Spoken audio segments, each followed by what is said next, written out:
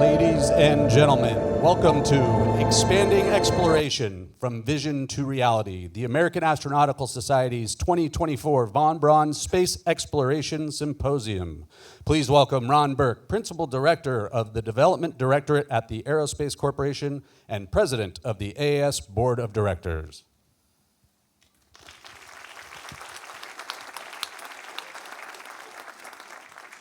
So glad to be here. So glad to be here with all of you. Welcome to our Expanding Exploration from Vision to Reality. This is the 17th annual Von Braun Symposium, and we're very happy to have all of you here for this exciting event this year. It's important to recognize that AAS was founded in 1954. So if we do just a bit of math, we'll note that AAS has reached our 70th anniversary this year, and we look forward to celebrating with all of you at the reception tonight. Reflecting back to early 1952, there was an ad placed in the New York area newspaper promoting the meeting of the Staten Island Interplanetary Society,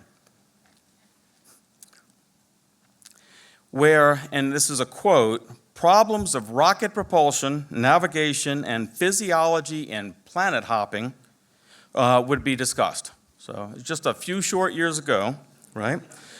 Small group met a few times that year, but it was a little challenging to get the interest in attendance. When it fell off, the remaining members doubled down and became even more determined to organize and implement a national society focused on space exploration and astronautics. On January 22nd, 1954, the American Astronautical Society was founded by 37 individuals intent on championing serious proposals for spaceflight.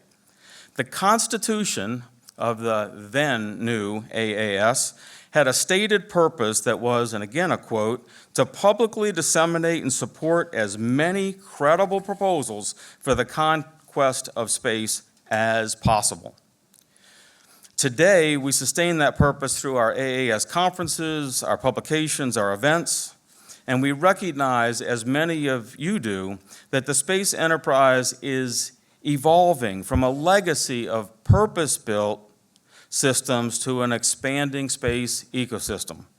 Success is a function of our diverse community of organizations and people bringing together the expertise, the offerings, and the visions to realize this reality. Over these days, our speakers and panelists will discuss a multitude of opportunities and challenges for expanding our space enterprise on this path from vision to reality. As John F. Kennedy said, we explore, we investigate, and we do these things, not because they are easy, but because they are hard. I had to. I tried not to, but I couldn't resist, okay? Taking our ideas and concepts and pushing them to happen is indeed challenging. This is hard, it really is, and even daunting at times. But together we can achieve these amazing and ambitious goals. Thank you again for being here with us at the University of Alabama in Huntsville. We recognize UAH, our gracious hosts who are advancing innovative space capabilities in so many areas. And to expand on these areas, we turn to Dr. Charles Carr, the president of UAH. Dr. Carr. All right, thank you and good afternoon.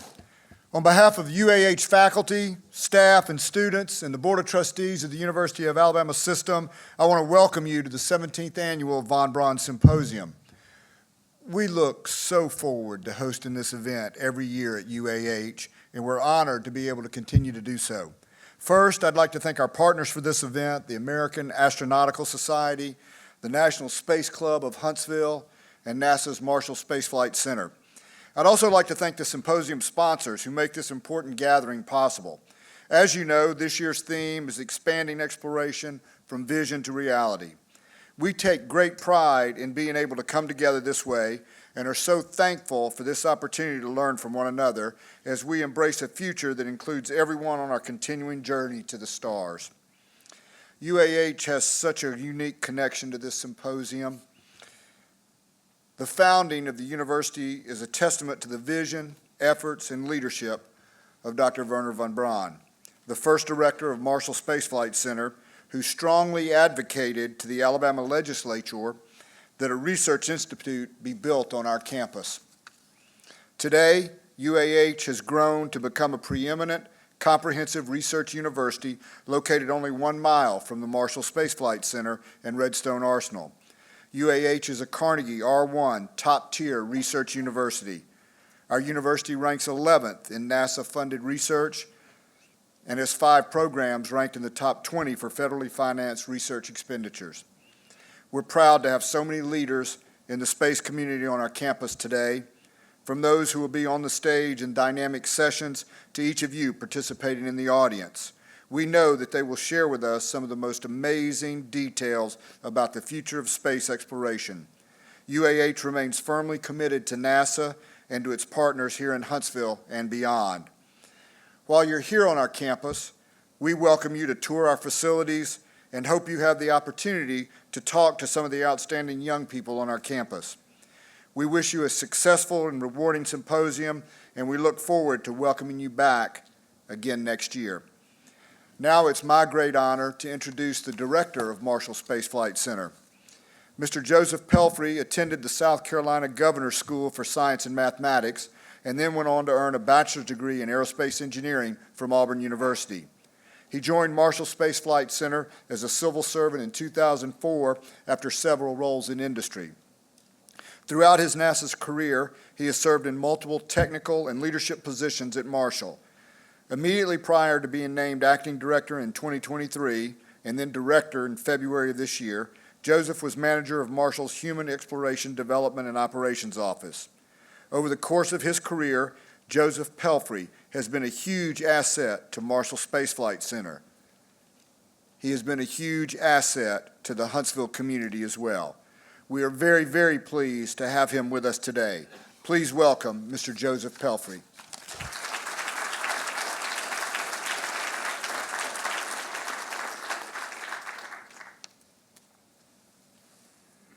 Thank you, Dr. Carr.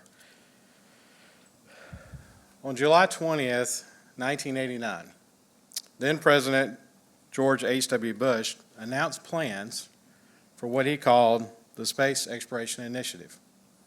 Standing on the steps of the Smithsonian's National Air and Space Museum, he gave a speech that called for a 3-part plan to construct Space Station Freedom, to return humans to the moon, and to send humans to Mars. In announcing these plans, he had this quote: "From the voyages of Columbus to the Oregon Trail to the journey to the moon itself, history proves that we have never lost by pressing the limits of our frontiers." He wasn't the first president to create a vision, and he wasn't the last president to create a vision for space exploration, but part of his vision became reality 24 years ago this week. On October 31st in 2000, a Soyuz spacecraft launched from Baikonur with the Expedition 1 crew, beginning the continuous human presence in LEO that we still enjoy today. And the ISS has become a major component of our exploration goals and initiatives within the agency. And of course, we are here, and we'll spend a lot of time this week talking about our goal to return humans to the moon and send them onto Mars in the future.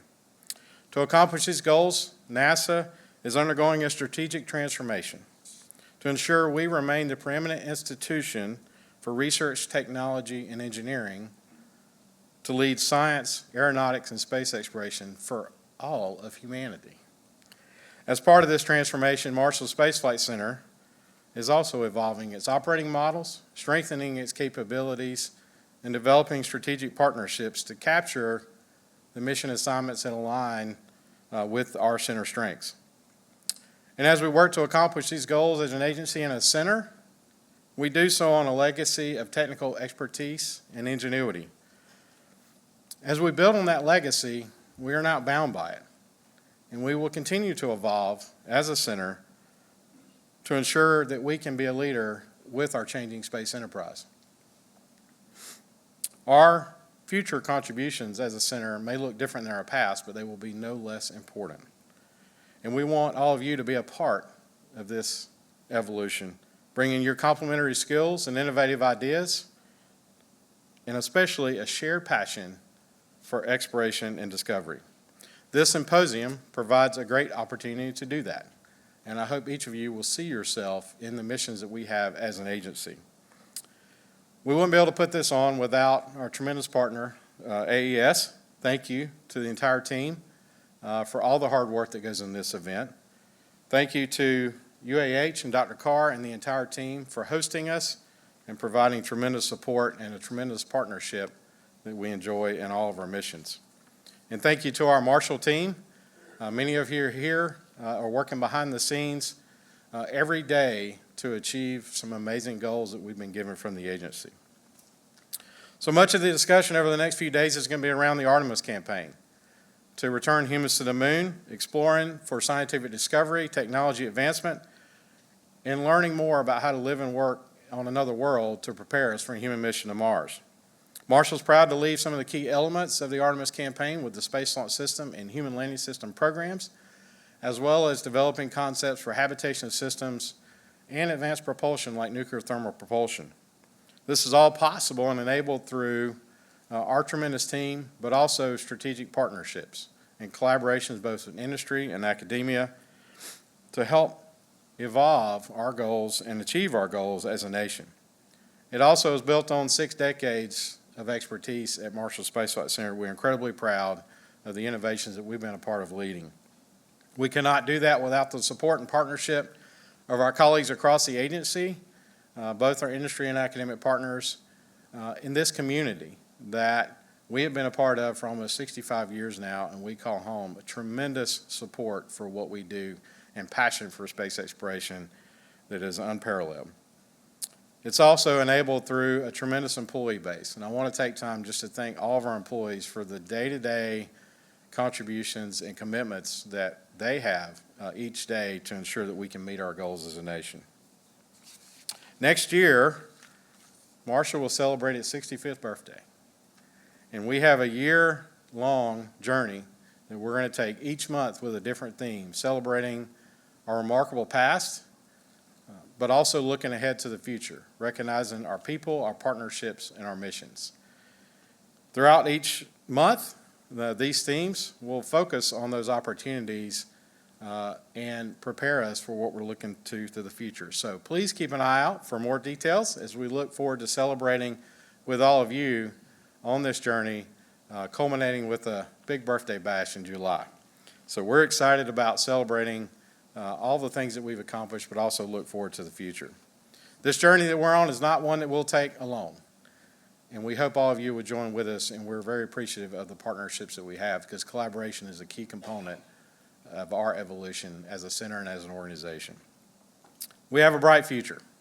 In our next chapter, there's more to achieve, there's more to explore, there's more to dream, more to innovate, and there's more to gain when we do it together. Thank you.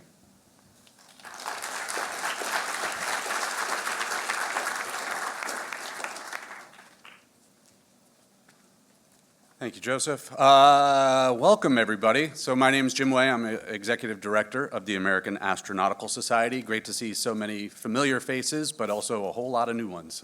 Thank you all very much for being here. I wanted to first, again, collaboration, partnerships. We could not do this without all of our sponsors. So we'd like to thank L3 Harris, the Aerospace Corporation, Boeing, Lockheed Martin, Northrop Grumman, Amentum, who you may have previously known as Jacobs, KBR, SpaceX, the University of Alabama in Huntsville, Barrios, Johns Hopkins Applied Physics Laboratory, Leidos, and Teledyne Brown Engineering. Without all of their support, none of this could happen, so thank you to all of you.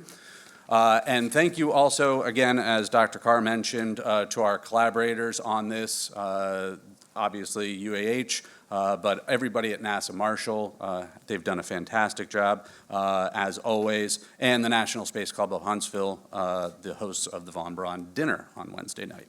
And we also want to thank our planning committee. It's a long list here. You'll see a lot of these folks out and around during the event. But again, they've met every week for the past 4 or 5 months to put this together. So we appreciate all the time that they have put into this. So if you see one and you recognize them on this list, please be sure to thank them. So now, before we get into the first session, I know that there will be, and I hope there will be, a lot of questions from the audience. That's what we're here for, is we're here for dialogue. We're here for you to ask questions of these panels, and that's what these panelists are here for. So the way it works is we will have microphones on either side, so raise your hand nice and high, and so we can see you and get a microphone to you to ask the questions. And the rule is if you have to take a breath, you're done. So questions only, no statements or opinions, please.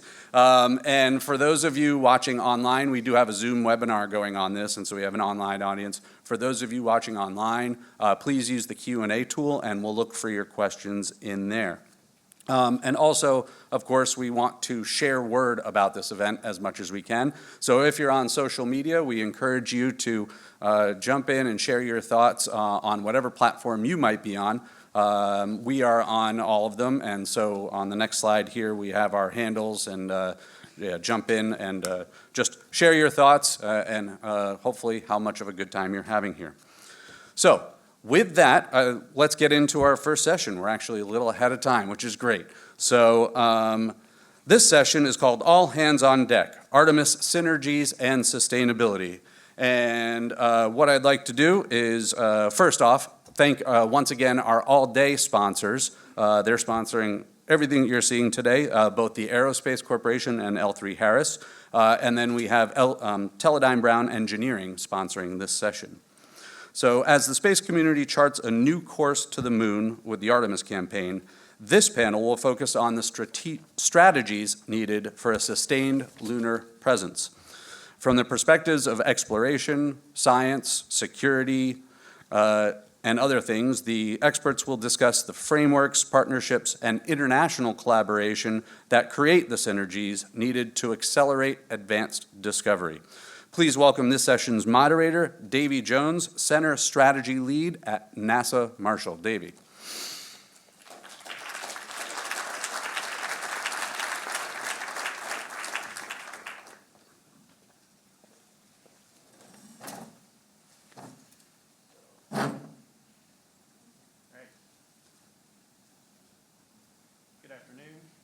I would like to go ahead and welcome our panelists in. We can do introductions as they come in. We're going to keep this a little bit organic. We only have 3 questions as we go through because we really wanted this to be more about discussion and insight from all of our various diverse panelists here with us today. So as you see up on the board, we have Lakeisha Hawkins, who is our Assistant Deputy Associate Administrator for Moon to Mars Office here at NASA. We have Brad Bailey, who is the Assistant Deputy Associate Administrator for Exploration Science Mission Directorate at NASA. Damon Feldman, retired Brigadier General. I believe that starts today, you said? From the military a year and a half ago. At the end of the week. Damon, and then KG Wada, who is the director of JAXA in our Washington, D.C. office.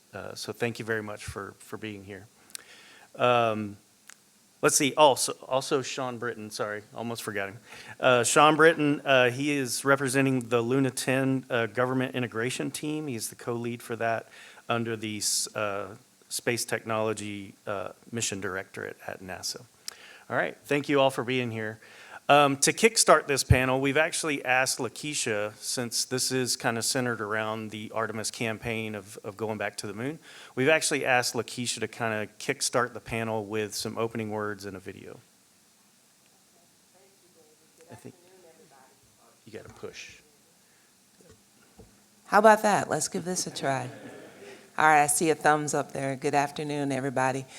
I want to start with what I affectionately call our Artemis hype video.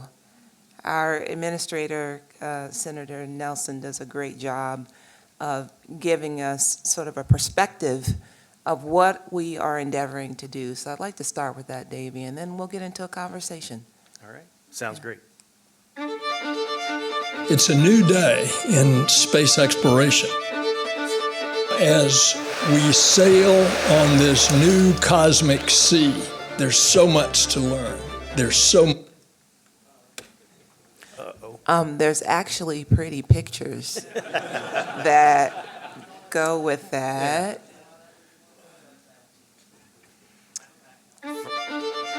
It's a new day in space exploration. As we sail on this new cosmic sea, there's so much to learn. There's so much to be excited about. Artemis is different from anything humanity has ever embarked on before. And we will discover life-saving, earth-changing science and technology along the way.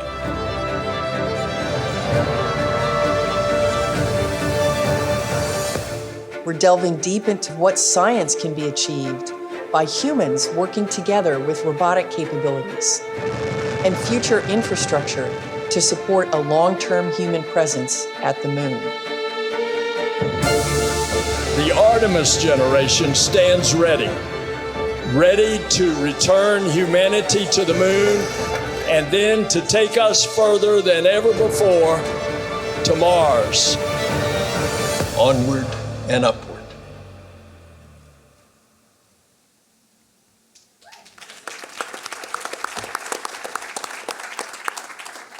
I told you it was pretty hype. Yeah. Well, thanks for the invitation. It's very important for me to come here to the Von Braun Symposium. While I have been assigned to contribute to the Artemis mission up at NASA headquarters in Washington, D.C., Huntsville is still my home. It is very important for me to recognize that two fundamental elements of the Artemis campaign, both the Space Launch System rocket as well as the human landing system, which I had an opportunity to play a part in, I see Lisa there in the front, are very critical to the overall strategy for our return to the moon and then on deeper into space. And so for that reason, it's super important for me to recognize the contributions that are being made and centered right here in Alabama. So I want to give you a little bit of a framework for this discussion. I think we're going to be talking a little about investments that we need to make over the next several days in order to be able to enable what we're doing over the next years and decades. But let me start by talking to you about Moon to Mars, which a little over 18 months ago was a congressionally mandated office that was started. Amit Kshatriya was identified as the manager. I was identified as his deputy, and Steve Creech, some of you may know him, was identified as the technical deputy and technical lead for that office. And we were established to try to turn a disparate collection of capabilities, and there were different areas where we've developed different rockets and things of that nature, into an integrated mission-focused enterprise. And so now we're in a place where those integrated capabilities, as demonstrated by the success of Artemis 1, our next step is to lay the foundation and the framework that we need to demonstrate long-term stay and capabilities on the surface of the moon that will then set us up for Mars and then whatever is to come after that into deep space. And we are leading thousands of people across the United States and around the world in order to be able to enable this capability. So I did want to mention a couple of times, I think it's important to talk about why we're doing this. And Colonel Melroy, our deputy for the agency, I think she says it very well. First is that science drives everything that we do. I got a whoop over here about science. I always have to lead with science. We're good partners, right? That drives everything that we do. And then the second thing is national posture. And so I think it's also important for the world to know that the United States, along with our allies that share our values, we are leading with our values. And as we go to the surface of the moon and we set up for the next thing, that we promote the peaceful exploration and discovery on the moon and on the next surface as we prepare to be Earth independent eventually. And then thirdly is inspiration, which is why it's so important for us to be having this symposium at the University of Alabama, Huntsville, because this is indeed a marathon. Some have called it a relay race. And so while those of us that you see here on this stage are going to be laying the framework, we have got to hand that off, and ultimately it will be the next people and our children and our children's children that will be exploring Mars and beyond. And so that's why we're doing this. I'm glad to see the focus on investments that we need and the framework that we need, but I want to start by talking about the elements of the Artemis campaign. And so fundamentally, let's start with the SLS rocket. We're also adding the human landing system that it's actually landing us on the moon. It's the Orion spacecraft, and we're working in partnership with the European and others for the European service module. Also, the development of new suits that we need, as well as other surface capabilities in terms of rovers and lunar terrain vehicles, and eventually habitats and other capabilities. The Gateway system, which will be off the surface of the moon, and that will enable us to conduct additional science and be able to bring more crew as a staging element out there. I think I got them all. Let's see. Power systems, communication systems, and all the other things that we need in order to be able to establish the framework for deep space exploration. So that's kind of the framework of Artemis, the framework that Moon to Mars is in charge of and is enabling with the partnership all over the world. But there are some other things that we think are very important in order to be able to make this work, and I hope that we'll talk about this a little bit more. Interoperability is going to be very important so that we can have flexibility in our systems, and so that is something that we are looking at within the Moon to Mars program. International partnerships, we realize that different from Apollo, Artemis is going to only be successful if we go with our friends. And they've got skin in the game. They are bringing elements to the table, and we're working together. And so for that reason, so glad to see Japanese representation here on the panel as well. And then we'll get into more in the coming days, our need for just technology investments that will enable us to be able to extend our stay and demonstrate capabilities for Mars and beyond. And so with that, Davey, I think that's enough. I think there's some great experts here on the panel that will be able to talk about some of these investments within this framework. And that's a great segue into my first question. You talk specifically about the Artemis program and kind of its reasons for exploration and those kinds of things, but given the other representatives on the panel and the organizations that you all represent, could you touch on some of the reasons why establishing a sustained lunar presence is so important? That's kind of the first question out there. So I was just going to freeform it. Or freeform. Yeah. Science. Mic drop. We pre-planned that. That was good. We had a really nice pre-meeting for this panel, and Lakeisha and I are in multiple meetings, control boards, et cetera, together, and I joked that every time she says the word science, I owe her a beer, and she says it a lot, which means we're brainwashing is working. You owe me. A lot. He's keeping track up here right I now. have little tick marks. But no, in all seriousness, Lakeisha said it very well. Science is one of the reasons why we're going back to the moon and beyond.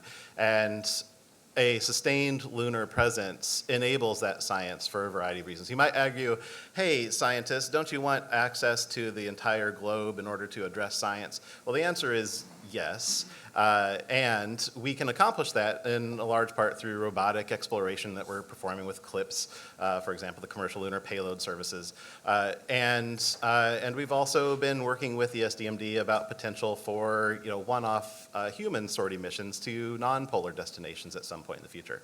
However, having a sustained lunar presence in the South Polar region really does allow us to do some deep dives into some of the more priority questions that have come out of our Moon to Mars objectives that exist out there. And if you're not familiar with them, Google them, and they're a wonderful read. And in particular, volatiles. And with that sustained infrastructure on the surface, having that long-lived power, having that communications that allows us to roll around with LTV, a pressurized rover, and having access to those permanently shadowed regions really allows us to do some deep dives into that science. And so we are, that's one of the main reasons why we, in particular, from the Science Mission Directorate, are interested in sustainability and a sustained human presence on the lunar surface. I guess I'll go next. Good afternoon, everybody. It's really an honor to be able to talk to you guys about an opportunity that I had to work with DARPA on the Luna 10 effort.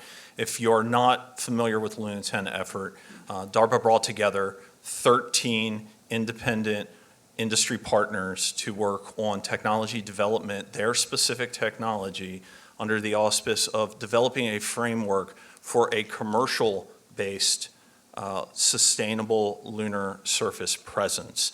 And so it's a little bit of a different context in what I'll be speaking about of the Luna 10 effort, but exactly as we had hoped, participation in the government integration team led to a lot of revelations in terms of what is going to be necessary in terms of cooperative concept of operations and interoperability from these disparate technologies that will have to meet in the middle with each other at some point.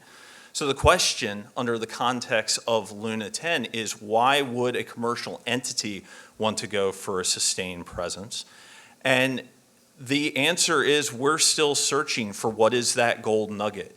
And I mean that metaphorically, but it also became an analogy that the government integration team that was set up to develop this technology framework of how these companies would work together start looking at. And we actually took a history page and started taking a look at what happened during Western expansion in North America. And people didn't head north looking for a gold nugget. They actually started with the fur trade. Lewis and Clark went out there, Fort Astoria followed. The fur trade was set up. So what's the fur trade right now for the sustainable commercial-based lunar economy? Looks like it's going to be oxygen, hydrogen, and water. But what else is out there? And what can, once there is the infrastructure set up on the lunar surface, how can we explore? What revelations will we have from a science? Does that mean I owe you a beer now? Yes. I got to watch that word. Or a technological development perspective. And so we are still out there looking at exactly what that would be from that framework. Now, if I put my STMD NASA hat on, it is explicitly to continue to further the tenets of the agency that we want to innovate for the good of all mankind, that we want to inspire through revelations, and that we want to be able to explore the unknown. And having a sustained presence on the lunar surface is going to enable us to reach far and wide in that area to realize new technological discoveries. I'll jump in here. So I'm going to offer my comments in a little bit different line of thinking than maybe you were expecting, because my background is not from the NASA community. I'm from the Department of Defense, and that's where I spent the entirety of my adult professional life. Although at one point in my academic background, I did do a master's program at University of North Dakota through their space studies program, and my capstone project was actually on lunar resource extraction. So it's dated 25 years, but still it's, do have a little bit of familiarity with the subject. I guess I'll cut right to the chase, that from my point of view, the necessity for sustained lunar presence distills down to it literally is, in my estimation, a national security issue. Because there are resources, we think, we know that water ice exists, and we know that helium-3 exists, and those are valuable resources, that if those can be converted into a easily transportable, easily usable resource, that becomes a gigantic economic incentive for not only U.S. interests, but for our potential geopolitical adversaries' interests. So to say broadly that it's a national security issue is kind of easy to say. I'll try to distill it down into more tangible parts for a moment. For me, the more decomposed value behind sustained lunar presence is the technology and the diplomatic relationships that sustained lunar presence can give to the United States and its partners.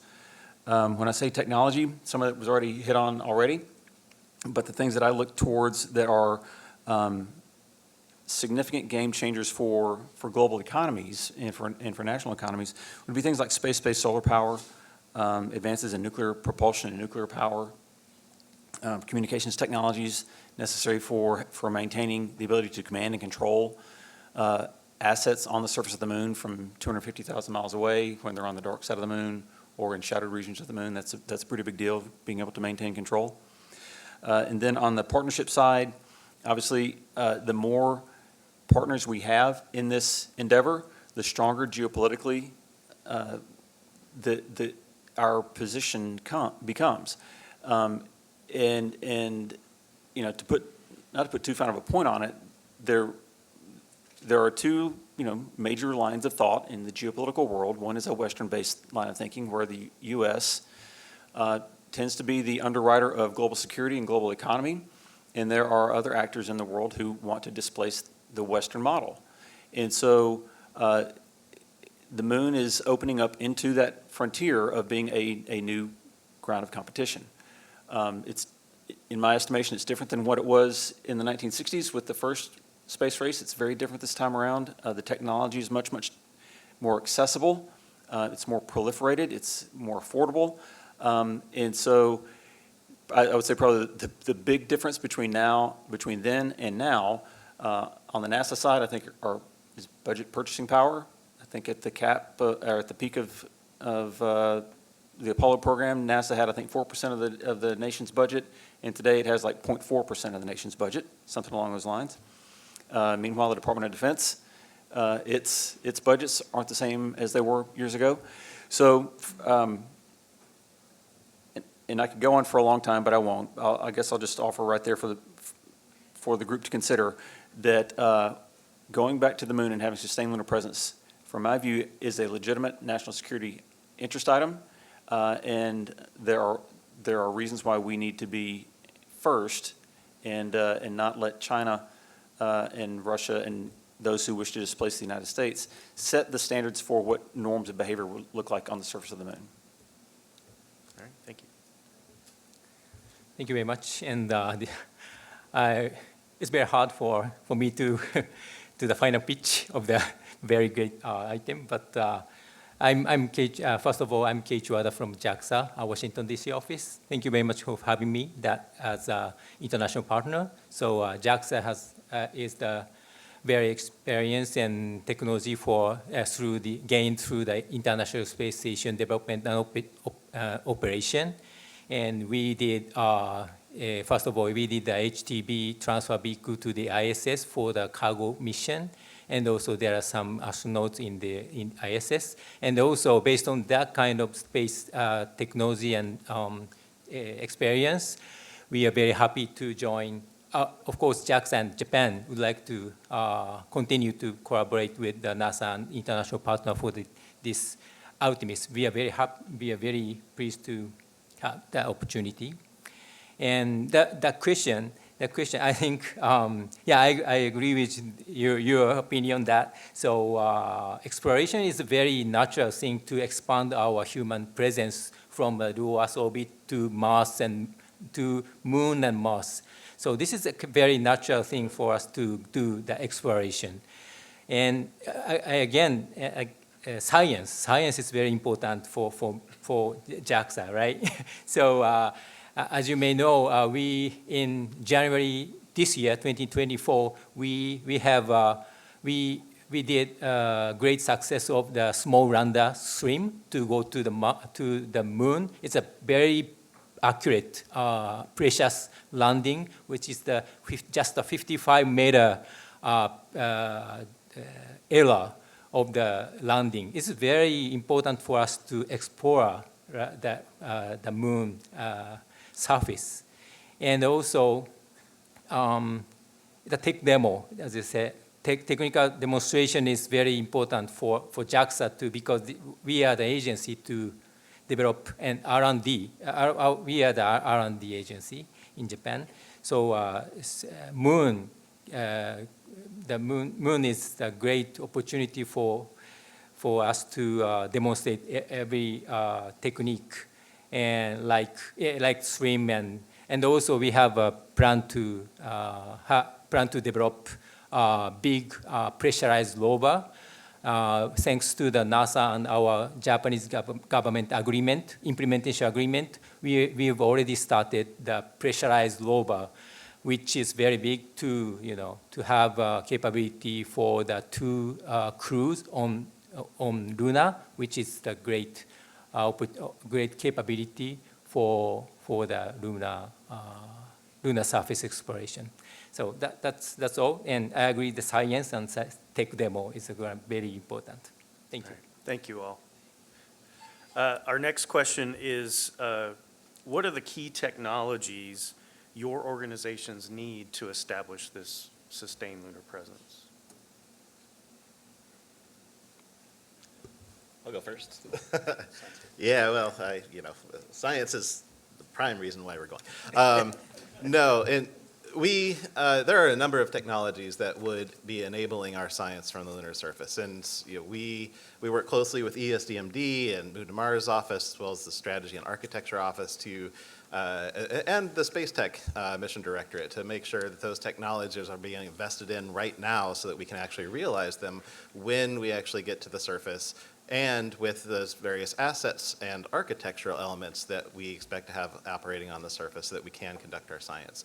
Now, some of those technologies are wide-reaching and are applicable everywhere, surface power, communications, and the like, but you can also imagine something I talked about earlier about getting into permanently shadowed regions and being able to sample fairly deep within the regolith, the subsurface and the regolith there, and potentially, hopefully, the volatiles that exist there. How do you actually take those samples and ensure that through the sampling process, you don't warm them up to the point that you've lost the science that you're actually trying to attain?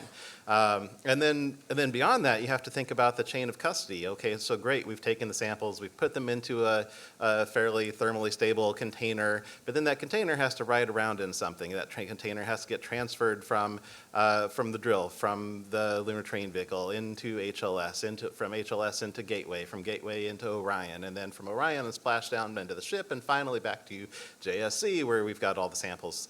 And so when we're looking at technologies that would enable us to do sustaining presence, it's from the science collection process, it's enabling surface science to be done, surviving the lunar night. The lunar night is an incredibly harsh environment, and we want long-lived instruments there so that we can understand the environment that our crew is expected to witness once they're on the surface, so that we understand what the interior of the moon looks like. And again, being able to plug in, we talked about interoperability a little bit, but being able to take our instruments out of HLS where we've got a power plug and a communications plug, maybe they're both the same thing, and we go out and we place them on the surface and they're plugging into either like a small ALSEP style power and communications hub that can last for a couple of years, or we go plug into some of the larger architectural elements that are envisioned for the surface, and again, ensure that those are being able to be operational with just a single plug. We unplug it, plug it back in, don't worry about it, hit the button, walk away, do the rest of our geologic field science. So it really does come down to enabling those scientific endeavors, whether it's sample collection or whether it's in situ monitoring of the lunar surface and or the deep lunar subsurface, so that we can actually conduct the science and address those Moon to Mars objectives that I mentioned previously. So this is really cool because we did not actually get to talk beforehand about some of these things directly. And obviously I'm wearing some Luna 10 glasses focused on a commercial entity, but I would very much foot stomp a lot of the things that you said. And so seeing that alignment is fantastic in terms of that vision on what are the key technologies. So for Luna 10, we broke up into 6 different technical areas: comms and PNT, power, mobility, ISRU, logistics, and The sixth one. the 6th one, construction. And what we saw were, as Brad said, the cross-cutting technologies are going to be those key technologies that we are going to have to establish, ones that are going to benefit many different functional areas within a sustainable ecosystem on the lunar surface. Dust tolerance, power, comms and PNT, surviving the lunar night, thermal protection is going to be a big one. And so greater than just looking at those key technologies, we started to look at the handshake. One of the tenets of the study was you're not bringing it all yourself. You're not just going to land and you're going to have your own comms and your own power and you're going to be set up and you're going to put yourself into a sleep state. You're going to have to interact with the other performers within the study to have inputs and outputs, and those handshakes are going to be essential to having the key technologies in a production-ready operational state, very much to the point that you were talking about. If, say, you're an ISRU plant, well, how are you receiving your regolith? How are you actually having it loaded up? Are you using robotics as a service? If you are using it, is that a standardized interface for loading into your hopper? How do you know that your production plant hasn't been built at an elevation that's not sustainable by the current production robot as a service capabilities on the lunar surface? Surviving the lunar night, if there was a thermal shelter area, how do you know that you can be accommodated by there?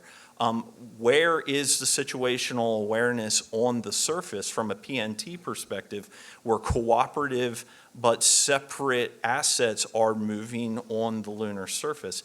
And so that communication and that interoperability is a very core tenet of what is going to enable these key technologies on a sustainable lunar surface. I will say that you guys really captured some of our critical technology areas. And so I think I'll just use this as an opportunity to put in a plug for our annual architecture review process. One of the things that I think has been brilliant since the establishment of the Exploration Systems Mission Development Mission Directorate, as well as Moon to Mars, is the fact that there has now been a process put around getting all of our heads together to understand where our gaps are, right? And so some of the technology areas that you guys have been bubbled up have also come up through where those gaps are, so that when we talk to industry and when we talk to current and potential international partners, it is very clear where we've got the overall integrated architecture covered and where we still have gaps and still need help, right? Also, as a part of that conversation, what also bubbles up is interoperability and where we are mature in understanding, standards and how those handoffs occur. Some of those areas I think that are a little bit more mature in terms of our understanding is maybe in comm, maybe in power, maybe in life support, maybe a little less mature in terms of cargo mate and demate, umbilicals, things of that nature, right? And so I think that we have been working really hard to try to set up a framework to be able to identify these areas so that when there's a company or a country that wants to come and contribute, there's an understanding of where those gaps are and where we can actually work together, because this is a very complex systems engineering problem, probably one of the hardest ones I've ever seen, right? And with so many contributors, we've got to really be organized in our way of being able to figure out how we jump in and how we support.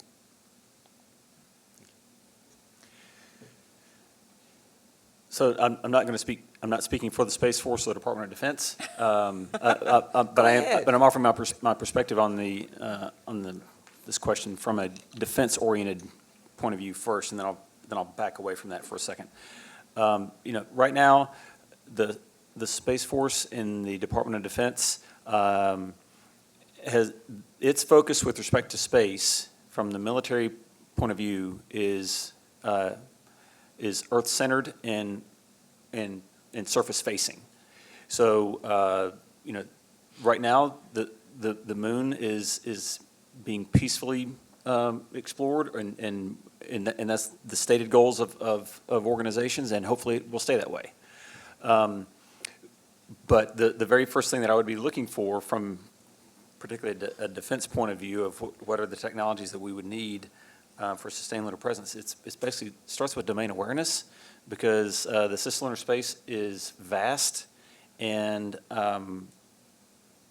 the ability to just see what's going on out there is extremely limited. So being able to see and understand first is probably the number one priority if this were a defense-centered question. I'll step back again and go from more of a national security point of view.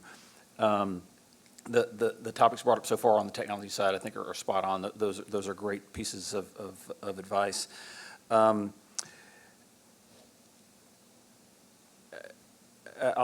glad that the session after hours, later today is workforce development, because the key piece of technology that I center on so many forums like this is the 6 inches of space between people's ears. That's the key technology that we've really got to have for this. My bias is that the United States puts a lot of emphasis on 4-year university STEM education, and not so much at the community college level, and not so much at the trade school level. Now, I know in the afternoon session, I think Calhoun Community College is on the panel, I believe, and that is fantastic. I love that. I also have a bias for this because my youngest son he went to community college, got his aviation maintenance degree. He has an affinity for aircraft and spaceships, but there wasn't a place for him to go for the spaceship side of things, so he went off and did aviation maintenance. So I hope that at the national level we can have a conversation about what it takes to build the right talent at the human level, catching kids when they are much younger and saying you don't necessarily have to be an engineer or a PhD. Yes, we need those. We need a lot of them. But there are places for you in the space industry that doesn't require the same type of skills. In fact, there are lots of other skills, manufacturing skills. We need tons of those. We need business people who understand space a lot better. So the technology that I think that we need at a national level to make sustained lunar presence a no-kidding, sustained real thing starts at the human technology side. Thank you. From an international partnership standpoint, so interoperability is a huge one. So it's very important. It is, I understand that this is one of the Artemis Accord. It is the agreement on the Artemis country.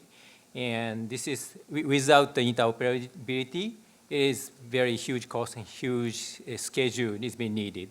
And also understand it's very hard for the international partners to understand what is the Artemis, what is the gateway, what is the lunar surface, kind of overall architecture. And as for technical standpoint, so I understand that commonality or some kind of interface commonality and the standardization is very important for the international standpoint, because when we think about the ISS development and operation, there are many useful standard or commonality, interface commonality was there. So it is very, very helpful for us to understand what is the what is needed. So, for example, I'm a HTB guy. I was an engineer to develop and operate HTB to go to the ISS. So there are very great requirement, trajectory and rendezvous requirement to the the ISS to maintain the ISS is safe. So such kind of standardization of commonality is very important. And the key technology from Japan and JAXA, as I mentioned, pinpoint landing is one of our key technology to advance to the lunar exploration. And also finally, I would like to get more capability of the lunar surface exploration by using a pressurized rover development opportunity, because we have a great partnership with our private company. So we are still, we've already started to develop and study and development of the pressurized rover with many Japanese private company like Toyota or some other companies. That is very great, teamwork for us to get the advanced technology. Thank you. Thank you, and that's actually a great segue into my final question, which is, in what ways can government, industry, academia, international partnerships, what are ways that we can collectively tackle these challenges that you've all identified? What are ways in which we can solve those hard problems that we all kind of have synergies on? So I think to Lakeisha's point, we have to identify those areas where maybe there is a bit of a technical gap. As you know, STMD has released a shortfalls list. That's going to be a definitive focus of STMD in the upcoming years to make sure that we are able to support the Artemis mission. From a Luna 10 perspective, it was all about communication. And it wasn't about the performers giving up any form of IP or proprietary information. It was having the communications on what their needs were, what they could actually provide, to actually start learning how they could come up with creative solutions to close those technical gaps. If you were able to join the spring LSIC meeting, we outbriefed on Luna 10, and we had a section I presented on value chains. Very rudimentary, lay out the process. What are you doing? What do you need to get to the final product that you're looking to produce? And you're not going to be the sole proprietor of that. There is going to be provisions given to you, and there's going to be things that you're going to be able to actually rely on other partners, collaboration partners on the lunar surface, and that's going to be really important for us to be able to grow these technologies. There are forums, there are consortiums out there for you to be involved with. LSIC is one. Logic is also being ramped up by DARPA to support interoperable guidelines for how we operate on the lunar surface. Make sure that if you're academia or government or industry, you're participating in these different consortiums, making your voice heard, communicating with other people in the space industry so that we can help close these technology gaps together.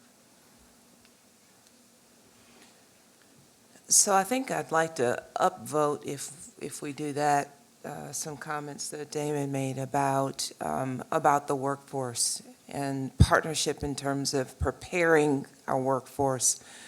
One of the things I've had an opportunity to do in this role are actually two things. Number one is I've had an opportunity to travel and spend some time at companies, our primes, as well as sub-tier contractors that are supporting Artemis all over the country and all over the world.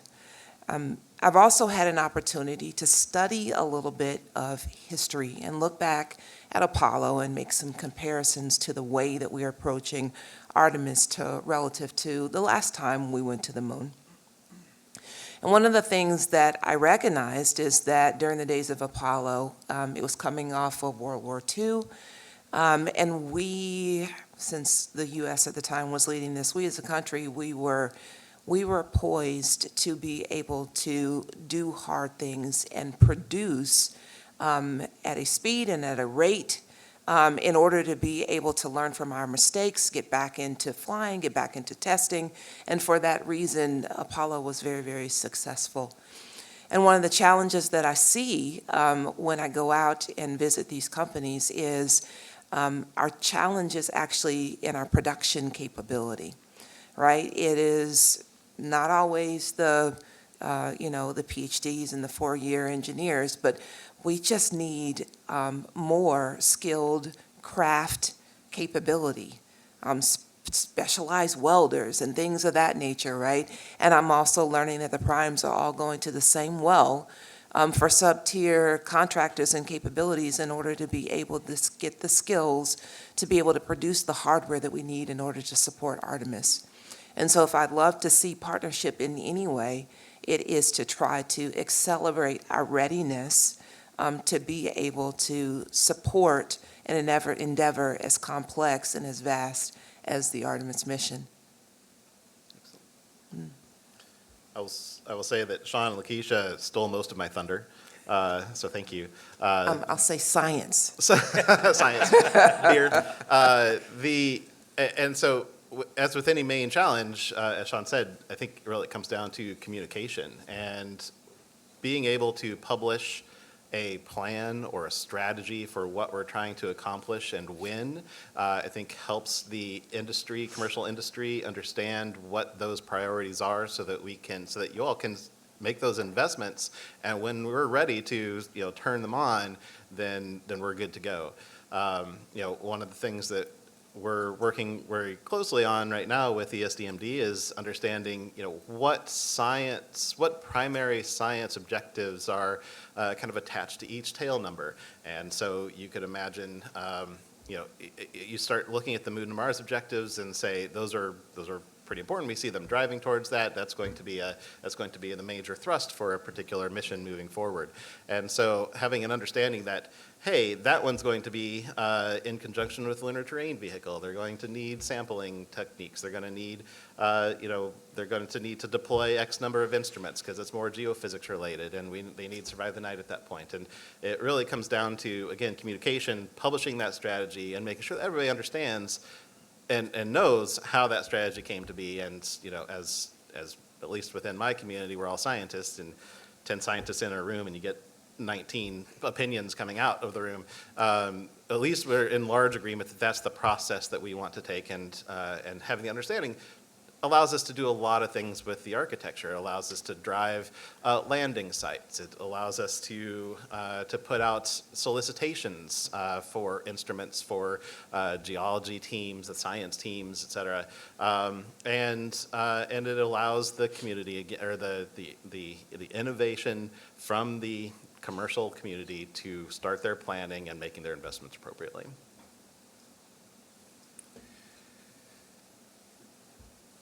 I believe that the way that the government can help with these challenges is to acknowledge that this time, this race to the moon, and I'm going to use the word race versus a marathon, is very much different for some of the reasons that you pointed out compared to the 1960s.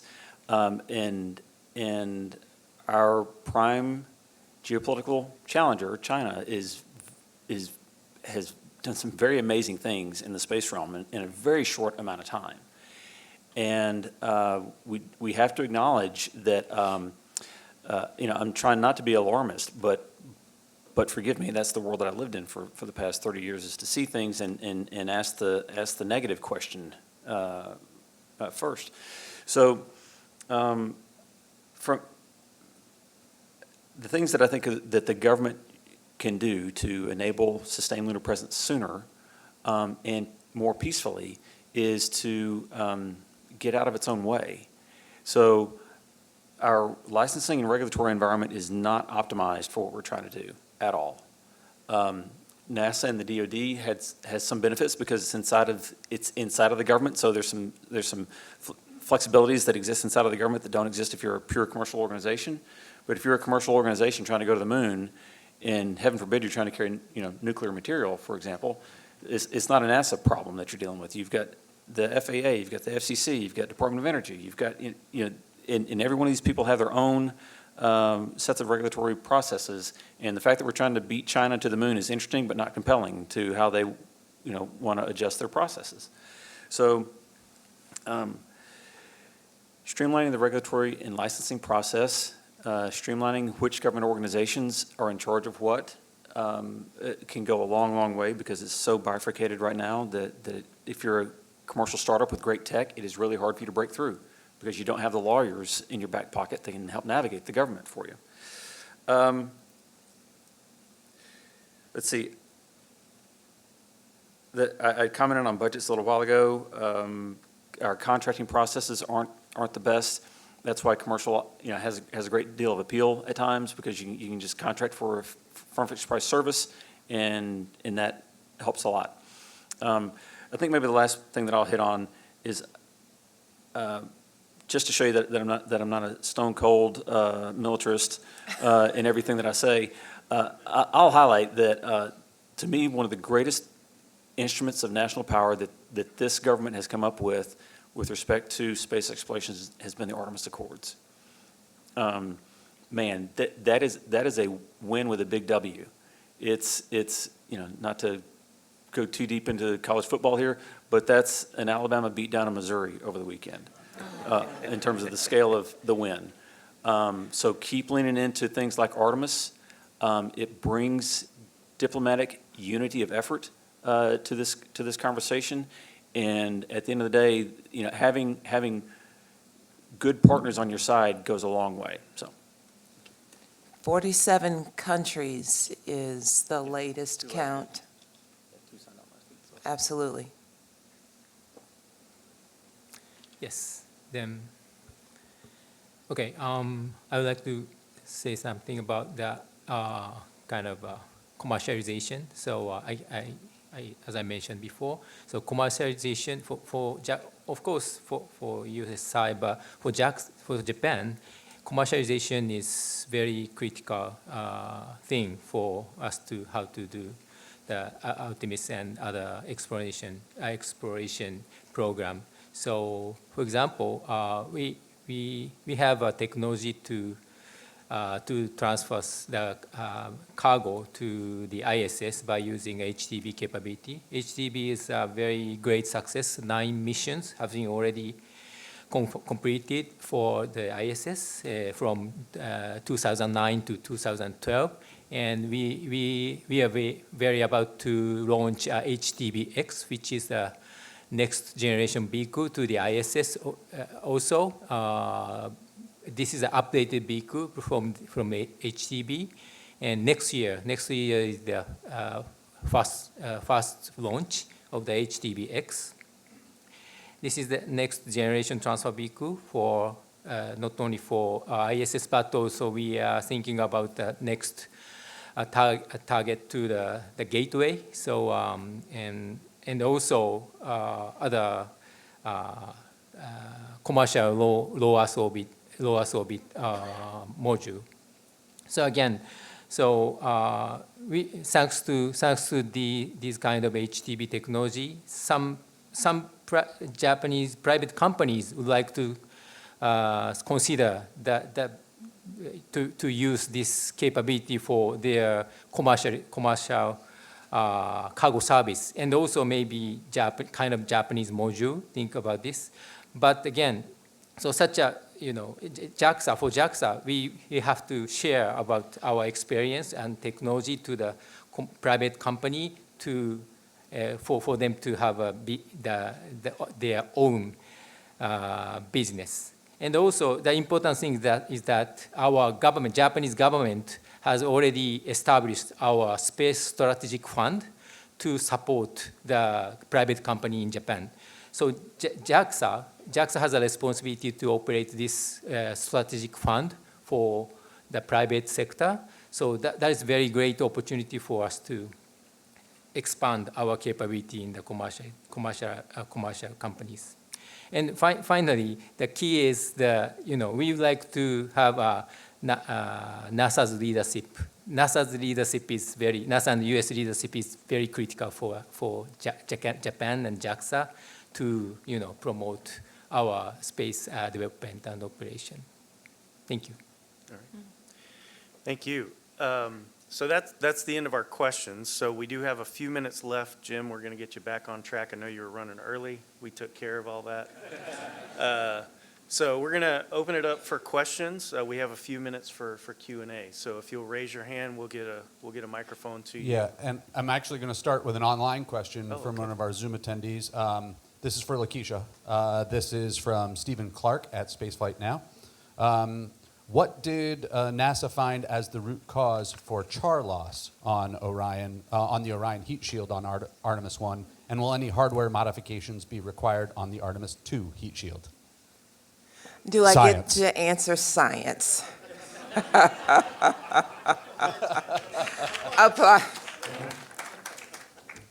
Applied science.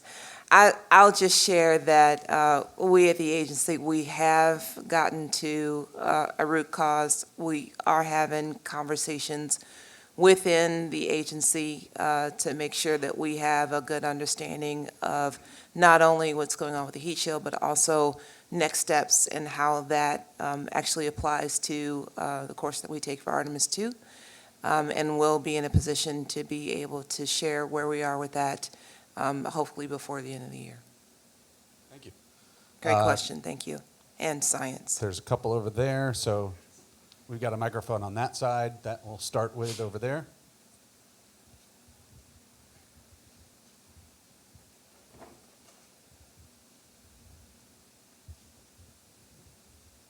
So for Feltman, have you considered that perhaps your focus on competitiveness and potential threats is like disregarding the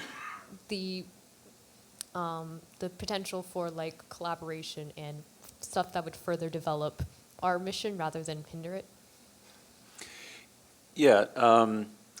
So I would offer that the U.S. has had a history of collaboration that has been unrestricted. And the best evidence of that is the fact that our partnership with Russia on the International Space Station that's been going on for more than 20 years, and the politics of Russia has changed in recent years, although I think the International Space Station has been kind of the last holdout of goodwill between the nations. I mean, there's some other places, but thankfully the space station has held together, even in light of all the tensions. It was similar with China for a long time. In the political environment surrounding China's relationship with the West has shifted as well. So that's not to say that we've turned our back on collaboration and partnerships at all. In fact, inside of the Department of Defense, there's partnerships in space, and then at the national level, as I highlighted before, the partnerships that we're trying to build through the Artemis Accords, I think, are a fantastic means by which hopefully one of the slide that I brought in and we didn't get to it, and that's okay. I tried to very briefly explain what we call the instruments of national power inside of the national security realm. It's diplomatic, information, military, and economics. Those are the four major levers that the government has to work with for national power. If you want to keep M, the military, kind of in low gear, you have to have the others in higher gear. And so I don't want to say that there's no place for diplomacy. In fact, I would prefer diplomacy to win out over the military side if we can make it that way.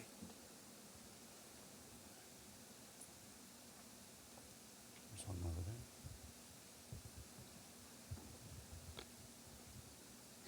My question is for Brad Bailey. The risk of getting your beer habit increased here. And I understand that we generically use the word science, but could you illustrate some of the examples of the science that we're looking? We talked about science, but at least I didn't hear any specific examples of what is the science that we're going after the moon and Mars. I can probably make my own list, but I'm interested in yours. Sure. Yeah, that's a great question. It's like asking me to choose my favorite child, and I wouldn't do that in front of a group of people like this. But I will say that that what we've done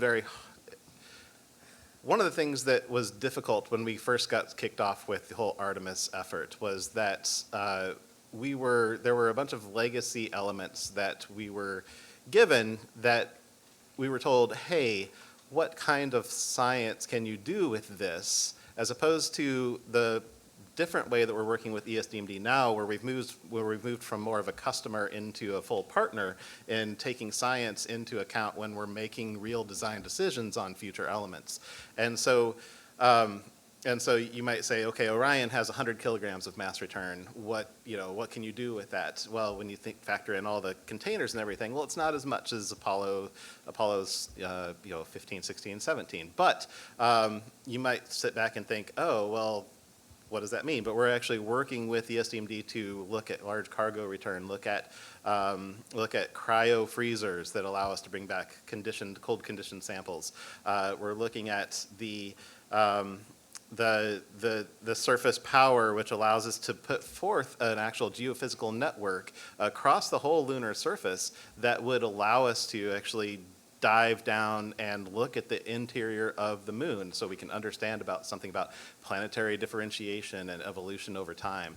And so, as we were progressing through this and working, again, closely across mission directorates, we established the Moon to Mars objectives. And within those Moon to Mars objectives, they really do outline across a multitude of different disciplines what our real objectives are, from lunar and planetary science to health and human performance, to space biology, heliophysics, astrophysics, physical sciences.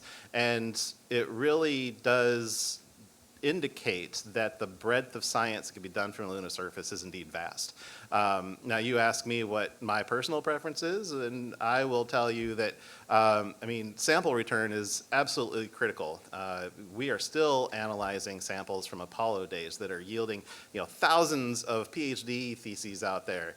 And I would say without Apollo, I probably would not be in the space, and the inspiration that came from Apollo, I would not be in the space industry. And for the same reasons, I think that being able to get out on the surface, do the samples, and take those samples, that actually it tells you a wealth of stuff, not only from planetary science and evolution, but what's the history of the sun, what type of volatiles are there, so that we can actually do space biology research in an enclosed habitat. And so having the ability to access different geologic units and bring those samples back, for me personally, that's one of the more exciting aspects of it. We have one in the middle here. Hi. It's on? Okay. Hi. Thank you so much for this panel. It's been really inspiring.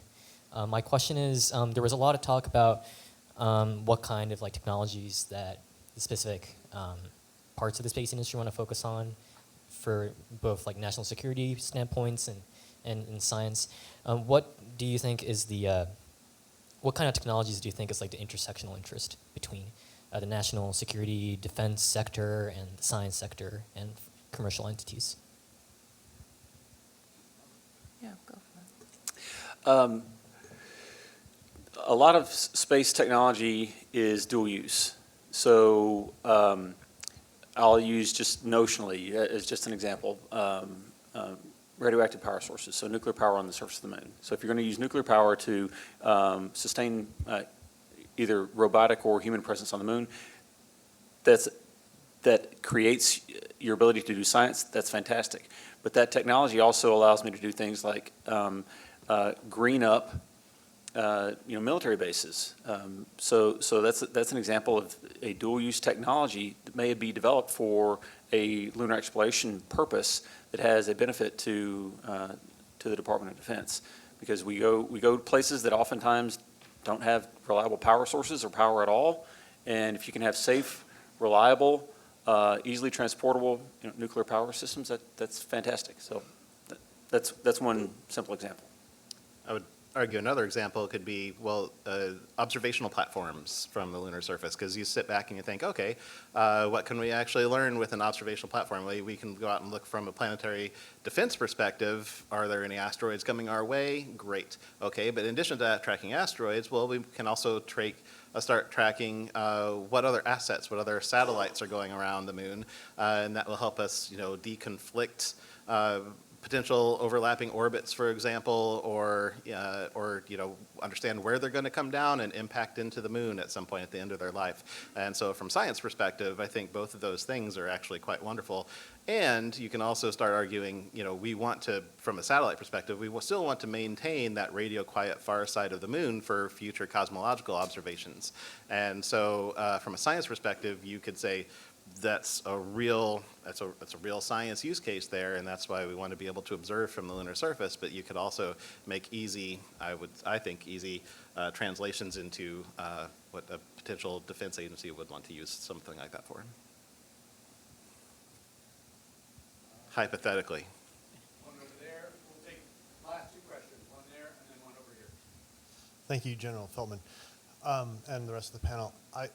I would be interested to hear, I had this question before you spoke, but, should we care that, or should we worry that China may get there first? Should we care, or why should we care, and what can we do about it? How are you able to get that message out to the general public that there is, in addition to science, let's take one, a national posture issue that we need to worry about? Unfortunately, the national security community it's not a popular study activity in college. It's nearly as populated as maybe physics. I don't know. It takes a special kind of person that wants to study national security or make that their career. I'll tell you that there are some. If you want to learn more about the national security implications of space and how there's this tension across actors in space. There's lots of great books out there. The number one that I would offer up is actually from an Alabama resident, Dr. Nami Goswami. She lives down in Montgomery, Alabama. And her book, Scramble for the Skies, is absolutely fantastic. Very readable. It's, a couple hundred pages. And it decomposes U.S., Russia, China, India, and then all the other actors on kind of their geopolitical ambitions for space. I would offer that up. Then another great podcast, if you're a podcast person, is Laura Winters. She does the Downlink podcast, and it covers a wide range of things, not just national security and space, but a wide range of space topics. So if you want to understand a little bit more about that, those are two very approachable sources. I think why we should care, at the end of the day, I genuinely believe that once we discover and develop a way to extract the resources at a reasonable price point from whether it's the moon or Psyche or the asteroid belts or anything like that, where you have money, people will flock to that, and that's where tensions arise, and that's where this competition and potentially conflict. If we watch China and Russia's behavior today, it's not encouraging. China does not think twice about dropping a giant rocket body on top of villages filled full of hydrazine. That's not me speculating. That's demonstrably true. And they don't mind doing uncontrolled reentries of gigantic rocket bodies. Whoever gets to the moon first and can build a sustained presence and can command and control their resources, they are empowered to set the norms that everybody else has to follow. And I would rather that be us than a nation that does those types of things. And so the agency has been having those conversations that who gets to the moon first, of course, makes the rules. And from a Moon to Mars perspective, we are doing the work that's necessary and having the conversations as necessary to try to talk about this from a objectives standpoint so that we can move as quickly as possible, not talking in terms of mission to mission, like Artemis 1, 2, 3, but what do we need to do to try to get as efficiently as we can to the surface of the moon and to establish a presence on the surface of the moon. And so, yeah, I understand and we are aware. Yeah, and please don't misunderstand my comments. It meant to be like an indictment of NASA's understanding of the complexity of the problem. So I apologize if I came across that way. Not at all, not at all. And just for one small quick counterpoint, if I might, is once we get there first, when it comes to competition, we're still getting good science results out of China's Chang'e missions, to be honest with you. And we've actually worked so that we can make it possible through establishing new channels that will allow U.S. domestic scientists access to the samples as returned from Chang'e missions. And so in that vein, from a science perspective, a rising tide lifts all boats. What they're understanding helps us understand, gives us, it's the scientific process, and no matter what corner of the world that comes from, it's all valuable. So scientifically speaking, there are wonderful opportunities that exist. Brad, we're up to like 12 beers now. I know, my credit card is starting to burn in my pocket, so. Yes. And we've got our last question right here. Hi, Alicia Carey from Johns Hopkins Applied Physics Lab. My question is for Sean. I'm so excited to hear you mention LSIC and Logic and different community engagements. Is there something that you'd be looking for from those communities to take Luna 10 to the next step or give it a new jumping off point? Thanks for the question. When we briefed at LSIC, Dr. Phil Root of DARPA STO joined us, and one of the first questions was, what happens after Luna 10? And his answer was very succinct. He said, nothing. It was DARPA's focus to do this technical study and then to basically leave it alone. Now, with that being said, there was a lot of work done, a lot of work done. So much to the point that the Luna 10 effort is being documented as a lunar field guide of sorts. This was done back in the 80s. I think it was Mailing that did it, and it was called Lunar Bases and Science or Space Operations. I don't owe you a beer if I misspeak. Space Operations for the 21st Century. The Luna 10 information, and it's going to be broken down into how the actual study was executed, the technical findings of the performers, kind of their system concepts, and then where the community can go from there in terms of taking a look at the frameworks and the constructs and then adapting them. And so from the value chain perspective that I brought up, I see a lot of connective tissue there to the Logic Consortium. Taking a look at those areas where there's commonality in operations, that this certain operation in the ISRU world versus this operation that is in logistics handling could benefit from some form of an operational guideline that is universally accepted or at least appreciated to kind of close some of those technological gaps. So specifically from a Luna 10 effort, Luna 10 has come to a close, but I think that the legacy and the documentation is going to lead to opportunities for both LSIC and Logic to find those gaps within the framework that was presented. It's not like the gospel. It is a framework. It is a hypothetical. The way that Mikey Nyack put it, who is the project manager, he sends his regrets, by the way. He does wish that he could be with everybody for this week. He said, Luna 10 is a thought experiment with numbers. It has come to a close. It will be documented middle of 25. The field guide will be released. It will be free, publicly available. And then hopefully there will be integration points to LSIC and Logic there. Thanks.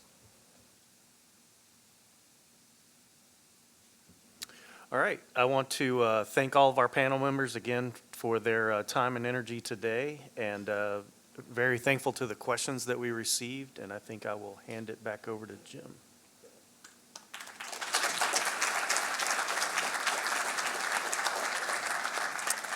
My name is William Kyle. I'm a mechanical engineering graduate student here, And now we're going to take a quick networking break, and then after that, make sure to come back in here for our next session on artificial intelligence and space exploration.